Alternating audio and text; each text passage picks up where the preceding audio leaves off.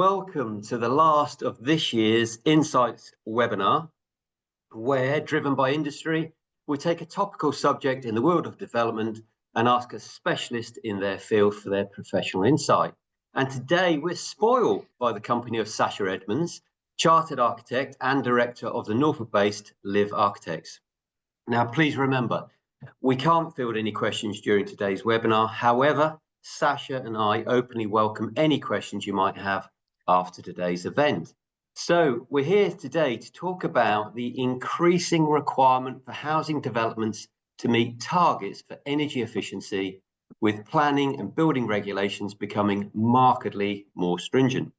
And importantly, to look at how developers can get ahead of those regulations, utilizing design to make it work both financially and as a USP to benefit or, of course, attract more buyers. Good morning, Peter. Hi. So we've reached a point in legislation where it just can't be business as usual, but with added greenwash anymore. This approach, mostly by mass house builders, has unfortunately resulted in a legacy of housing stock, which just doesn't work. And it can impact on the reputation of those developers who are not necessarily up to date with regulatory change or seeking to build homes which are future-proof. This is also a significant performance gap between how buildings are designed to perform and how they actually perform in reality. And this is often due to changes in spec or detailing during the construction phase, which exacerbates the problem of performance.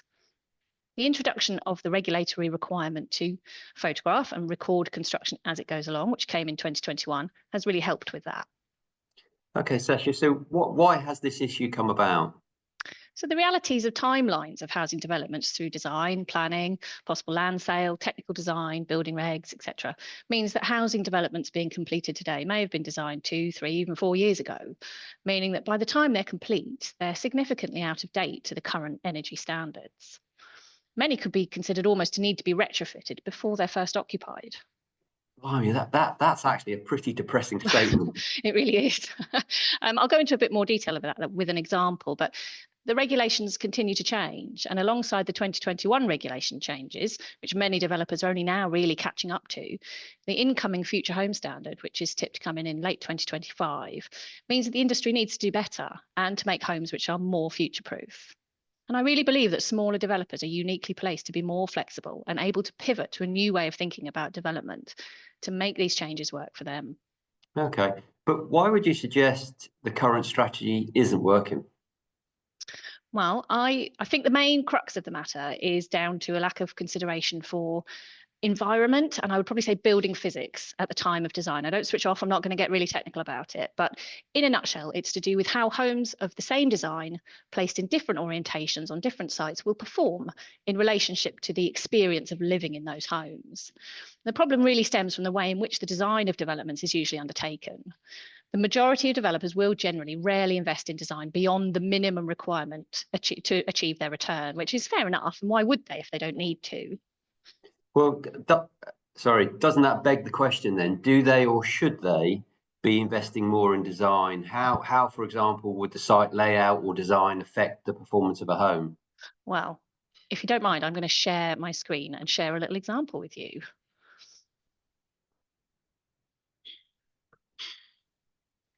Can you see that all right? Yes, I can. Yep. Wonderful. So we all know that, generally speaking, developers love a house type, and the simplicity afforded by only building 4 or maybe 5 types across a development of 20 or 30 houses is clear. There's a saving in design fees, ease of building the same type repetitively. So what happens is that, as with these couple of examples here that probably look familiar, the same house types are then scattered across the site plan in a way which maximizes density and therefore yield, and is often as needed to satisfy highways by providing stacks of horrible parking spaces. So these images showing a typical sort of housing developments, I'm sure it looks familiar to most of our viewers. It certainly looks familiar, but what in essence is the problem? Okay, so let's look at a really simplified example. So this is just a random housing estate that I've stolen off the internet a picture of.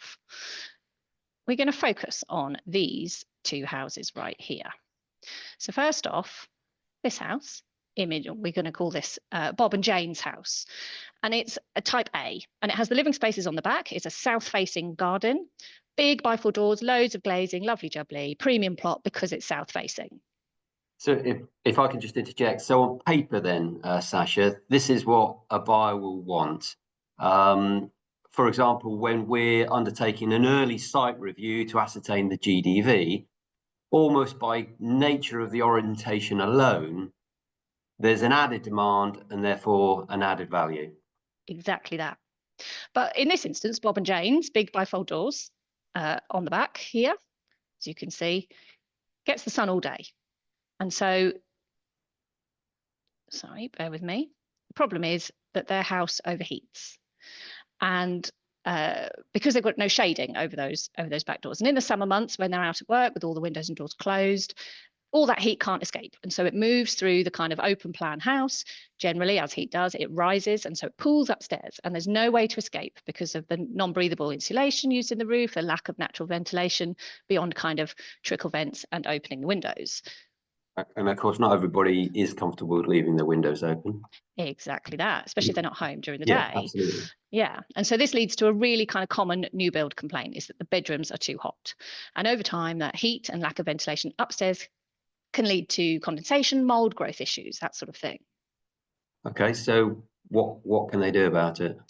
So they're going to get air conditioning, aren't they? That's what's going to happen. They're going to slap a horrible air conditioning unit on the side of the house, and it's going to cost a fortune to run and obviously not be particularly great for the environment.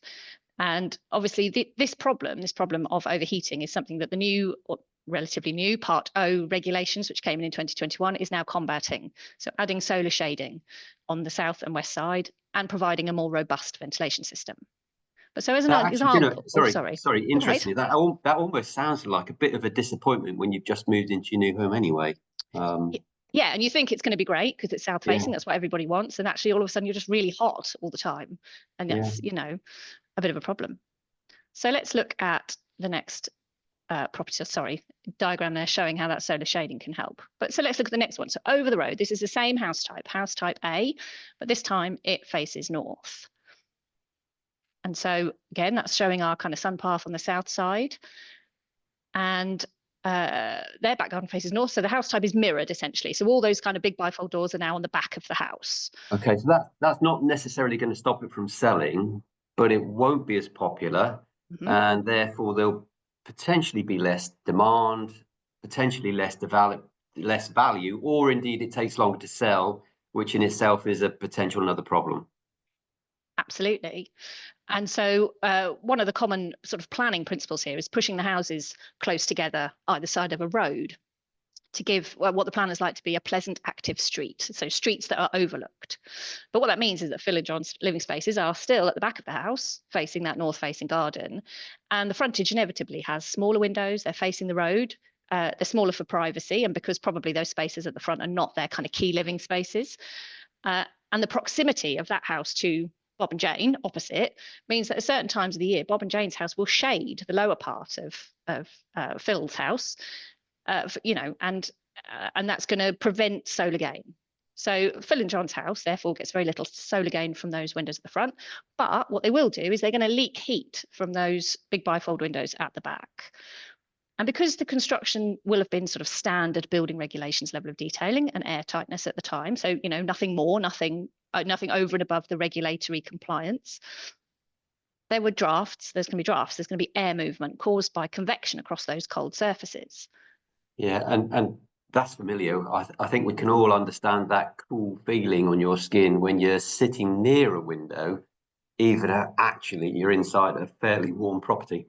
Exactly that. It's a really common thing. And so that air movement makes the house feel cooler, even if the thermostats say that the air temperature is stable. Because probably at the point where the thermostat is going to be well away from the window, and that's going to be picking up probably the actual temperature of the window and not how that air movement feels on your skin. Okay, so what do they do? So on this instance, what they of course do is they jack up the thermostat. And so this house will probably have an air source heat pump, as most relatively modern builds do, which are designed to work at relatively low temperatures.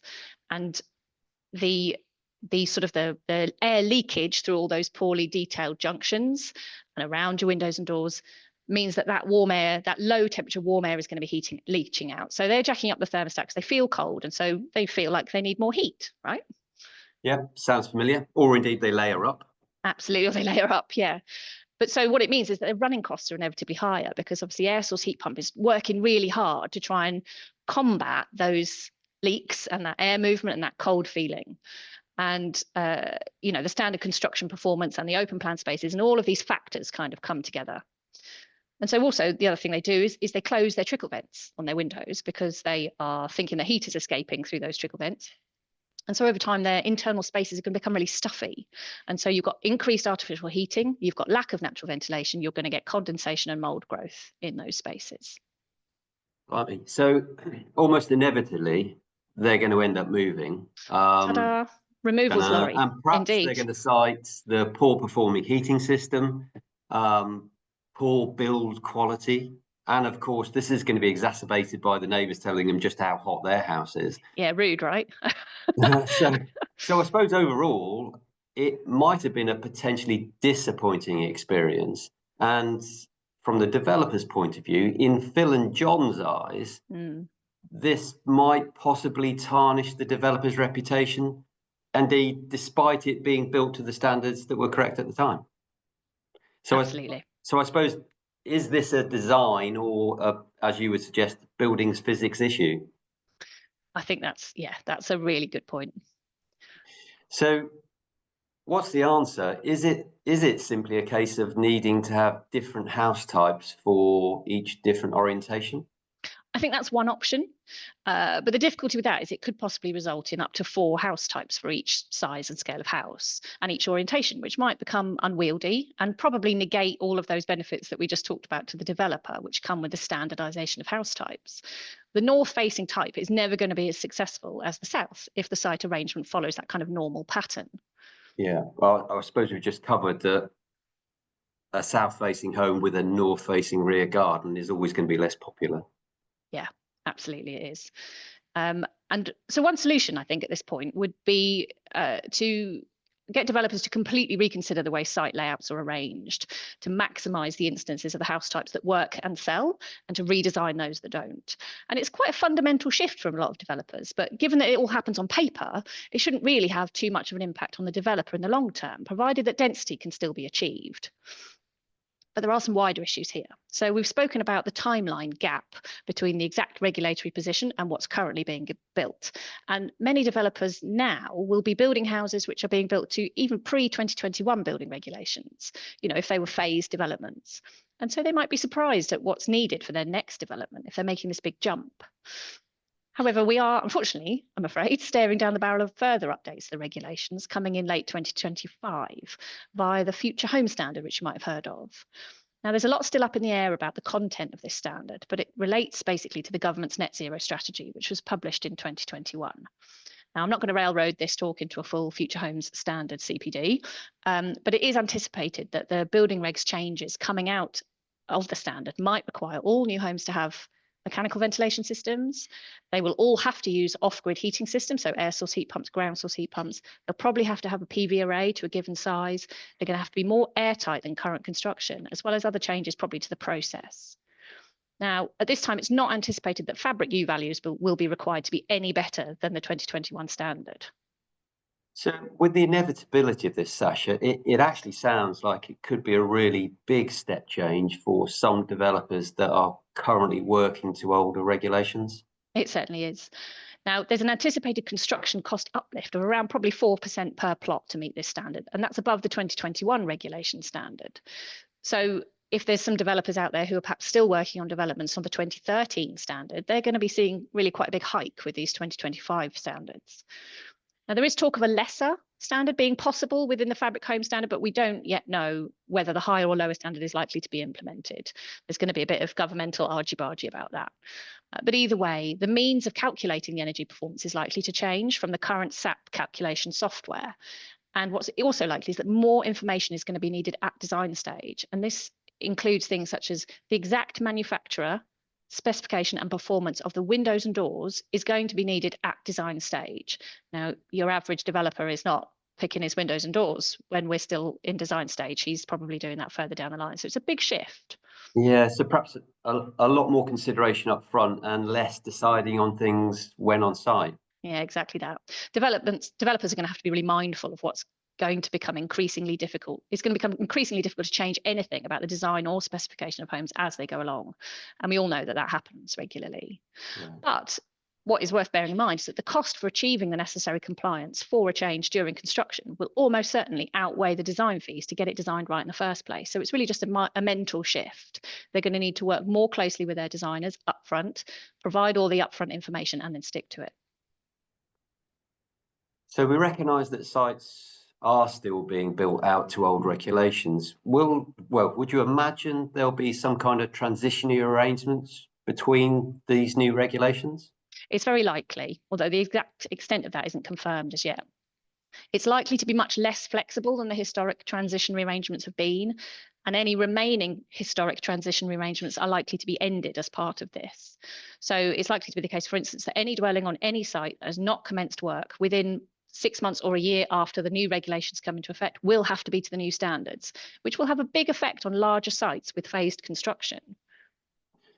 That's actually going to be really significant. And I suppose safe to say that you'd recommend everyone becoming more familiar from today to avoid getting caught out. What's actually really interesting is that the new standards are tightening the gap between your regulatory energy performance of dwellings and the passive house standards. Can we perhaps just talk a bit about passive house?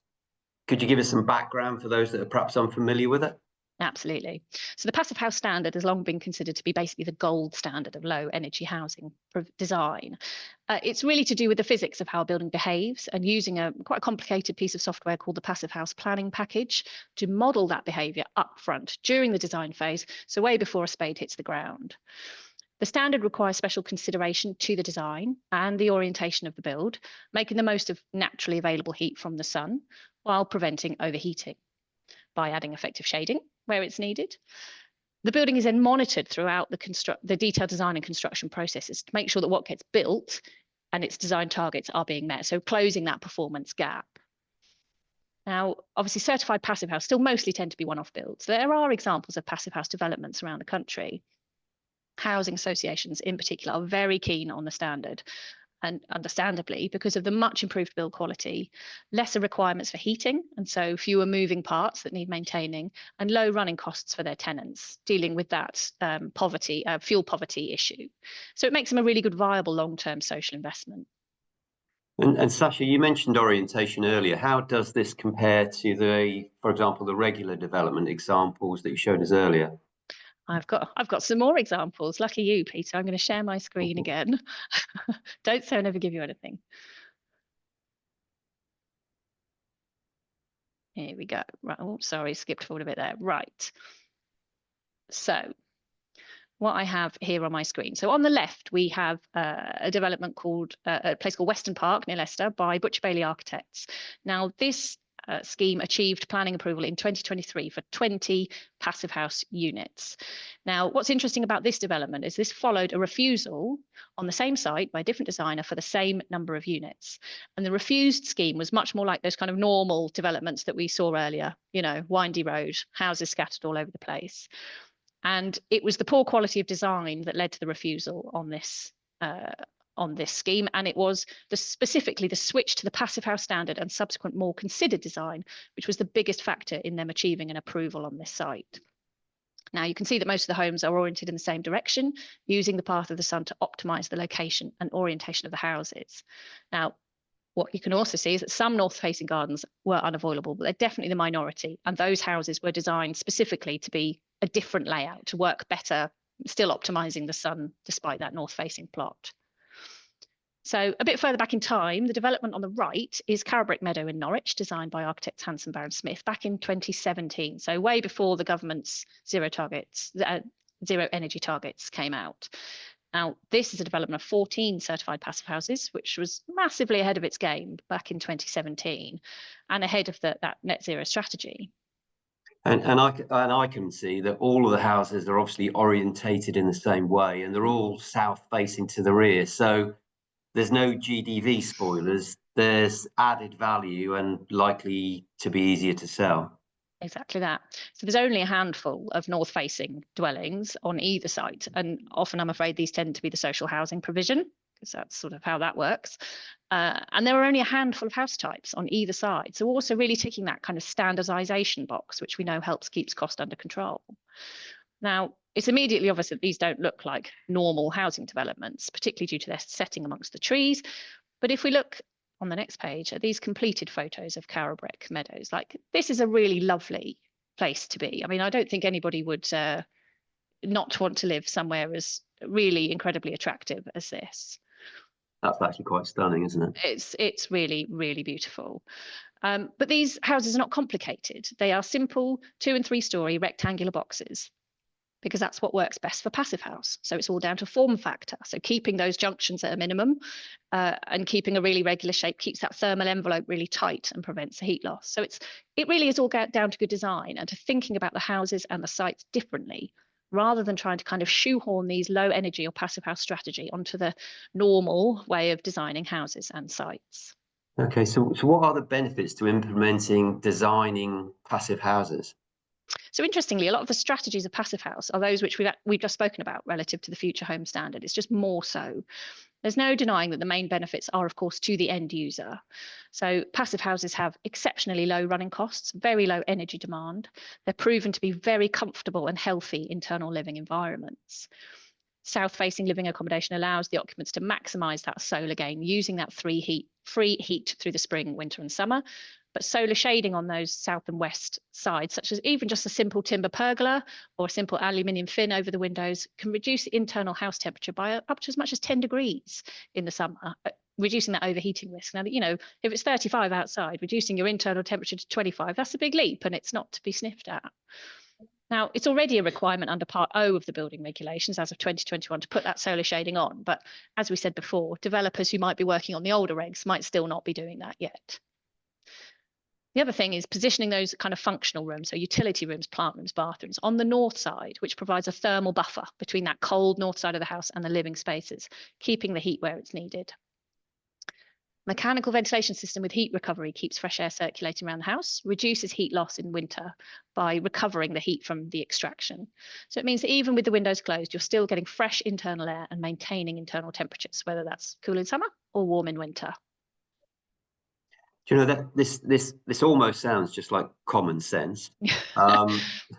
However, I suppose if we just look at the heat recovery system, this is perhaps something that might be misunderstood by the layperson. A number of people will think that they can't open the windows or perhaps don't understand the benefits. Absolutely. And we hear that all the time. And the reality is that in order to stop losing heat, the construction of all of these low energy houses needs to be airtight. We need to be sealing those gaps. And in removing the drafts and the air leakage, the house would become stuffy with an unpleasant internal environment. We've always all been in that kind of sealed box type space that just doesn't feel comfortable to be in due to the lack of fresh air changes. So what the MVHR system does is it just deals with that, and it just works in the background to bring in fresh air, keeping the environment fresh, and it counterbalances that airtight construction. And you can and absolutely should still open the windows. But if you don't or can't because of external pollutions or noise or whatever, or if you're out at work, security issues, the air inside will still be fresh, which, as I say, helpful for those with allergies, noisy locations, and especially at night. Some people don't like to have the windows open while they're asleep because it disturbs them. So an airtight construction with high insulation levels, triple glazed windows and doors keeps that internal temperature steady. So we don't then get those sort of peaks and dips that you get in normal houses caused by drafts, cold window surfaces. You always get that thing where the heating's clicked off and suddenly it feels a bit cooler in a room because of the air temperature. So you don't get that air movement, which we touched on. So it leaves you feeling warmer. And so it reduces the need for additional heating in the space. And it also means that heat loss is reduced. So any heat generated in the house by appliances or people is retained and it's used. So I think it's pretty clear what the benefits of a passive house or passive house standards or low energy house has for the end user. But we should talk about what the benefits it can have for the developer to meet these standards, particularly where the bottom line is always going to be the concern. Do you think developers should be targeting these levels of design now? Yeah, absolutely. I mean, the 2021 regulatory changes were a massive step forward in improved thermal performance. The addition of solar shading to south and west glazing, calculation of junctions to prevent cold bridging, as well as U-value improvements, and measures to control development to close that performance gap were absolutely fundamental. And the incoming changes will continue to be added through the Future Home Standard to improve building performance. So this is coming, whether developers want it or not. And sustainability measures, including Passivhaus, can also be helpful in planning, as we demonstrated with that example earlier, because the planners have their own sustainability targets to meet. And sometimes that Passivhaus standard can be enough of a nudge to tip the approval on a more contentious site. How interesting. The issue of saleability and desirability is, of course, really critical. We've perhaps seen the organic growth of a new home purporting to afford greater efficiency has been brought sharply into all our focus during the recent utilities crisis, and what was essentially our first global energy crisis, with wholesale fuel costs resulting in household fuel poverty, perhaps something we've not discussed, or a phrase we haven't heard for some time. And very typically, with the annual bill still 29% higher today and only set to rise, naturally people are becoming increasingly more conscious of the running costs when buying a new home. A recent Commons briefing concluded that with little prospect of change, the only way to substantially reduce energy bills is to improve the efficiency of properties. Of course, from a marketing perspective, a low energy passive style home offers more than just a solution for your household bills and those that are climate conscious.